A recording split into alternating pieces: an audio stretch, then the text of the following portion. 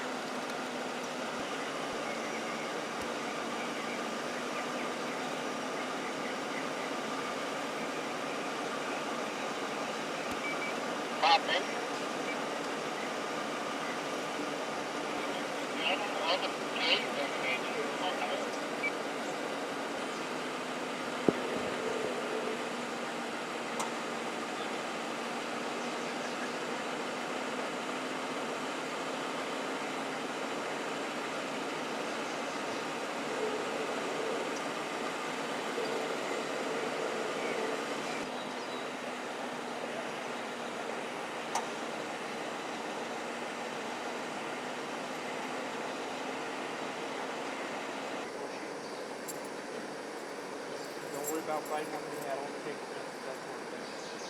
All right? I know. Yeah, don't speak to me like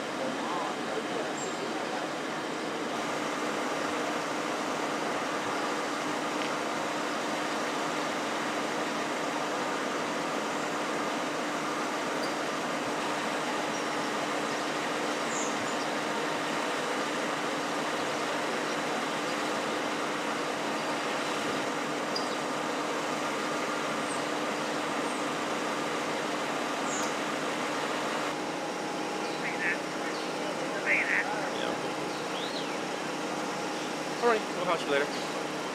I'll get mine. Bye. Bad? Didn't look that bad.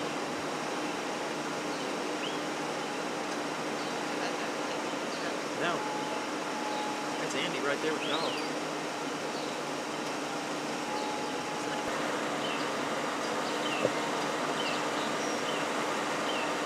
Any other crews here?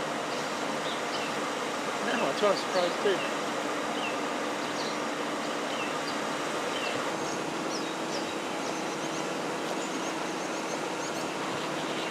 I don't want to believe a shitty word that you said.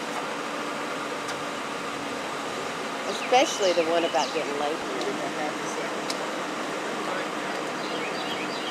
Take it off. Fine. Nothing wrong with that hat. You're looking hot there. Yeah, okay. It's hot. Yeah, I'm hot. Very hot. Okay, ready? Yeah, we're ready. Okay. Nate McDowell, HPD Public Affairs. At about 9 o'clock this morning, officers received a call regarding a suspect that was threatening his family by firing off a weapon in their vicinity. Officers got out here and were met by the family members who stated that the suspect was inside, that he indeed had shot it in their direction, and they were afraid of him. Officers attempted to make contact with this suspect for nearly an hour by microphone with no response. The doors to the house was open, which led officers to believe that he may have fled out of a rear door. At some point, officers had decided to clear the house and had begun that process when they came upon a rear bedroom. As they entered that rear bedroom, the suspect began firing his weapon from under the bed, striking one of the officers in the left leg. Officers backed out of the room and began to set their perimeter when the suspect attempted to jump out of a rear bedroom window. As he did that, our K-9 units, the dog went after the suspect in an attempt to capture him. He began fighting with the dog, fighting with the officers, who then tasered him and took him into custody. At this time, it appears that the injuries to the officers are minor. The suspect was struck possibly 2 times by officers' fire and had several dog bites, and the suspect is currently at Bentop Hospital.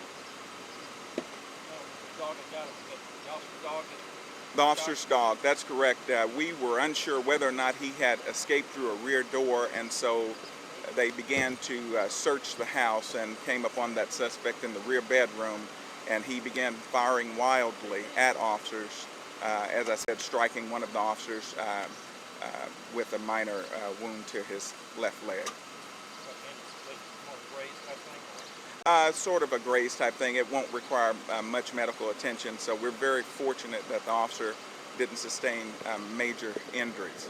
The suspect, as I said, is in custody, and he's facing possible charges of attempted capital murder of a police officer. They did return fire, not just tasers? We did return fire inside the residence. It's believed that the suspect may have fired his weapon 6 to 8 times at the officer. Recovery of weapon? All of that weapon was recovered and so forth. That's correct. What's the officer's name? I don't have that information at this time, or we're not going to release that at this time. Will it be today anytime? That's possible. From some of the neighbors, they were saying that the officers were out here for about 2 hours or so. That's right. Once we came upon the scene and the family ran out, they thought initially that he was still in the house. However, our attempts to make contact with that suspect in the house were unsuccessful. The doors were wide open, which led us to believe that he possibly escaped through a rear exit. And at that time, a decision was made to go in and clear the house or determine whether or not he was there. And of course, we know that he was hiding under a bed in a rear bedroom. And as soon as he came into contact with those officers, he began firing. Was he known? Did he have a record already? Apparently, officers had been called out here before. According to neighbors, this individual had been firing his weapon off as recently as this past week, indiscriminately, which is very dangerous for the community. So certainly he has been listed as a suspect in an aggravated assault type of event in the past. No, I don't have that at this time. Keep in mind that when officers went in after this to search for this suspect, we had already contacted the district attorney's office, who had accepted aggravated assault charges, which is a felony against this suspect for threatening his family members, wife and children. And family members now are home or... Well, they're at another location. I imagine they're pretty shook up or shaken up, and but at any rate, no one was very seriously injured, and we're thankful for that. How many family members and children? I don't have a specific number. I just know that there was a wife and some children. As far as the exact number, I don't have that. Were they young kids? Are they young? I don't have information on their ages, but I'm assuming that they were younger. What about the injuries with the suspect? Suspect, we believe, may have sustained 2 gunshot wounds, possibly to the buttocks, the leg, and as I said, several dog bites. Serious dog bites? I don't know how serious they are. I imagine if you're the one getting bit, all of them are serious, but you know, he'll survive his injuries. And you said also tasered? He was tasered once he attacked the dog and the officers, and that brought him under control, and officers were able to take him into custody at that time. You said that the DA's office had already accepted charges on aggravated assault. Is that for this particular incident? That's for this particular incident today. The DA was called from the scene, advised of the situation, and they did accept aggravated assault with a deadly weapon against this particular suspect. That's correct. That's correct. Is there anything we can ask you that would keep you out here to sweat some more? No, I think we've just about covered it all. I think we've got it. But the officers is... It's what, doing MJ fine. McDougal, isn't it? MCDUELL? Uh-huh. Okay. Or just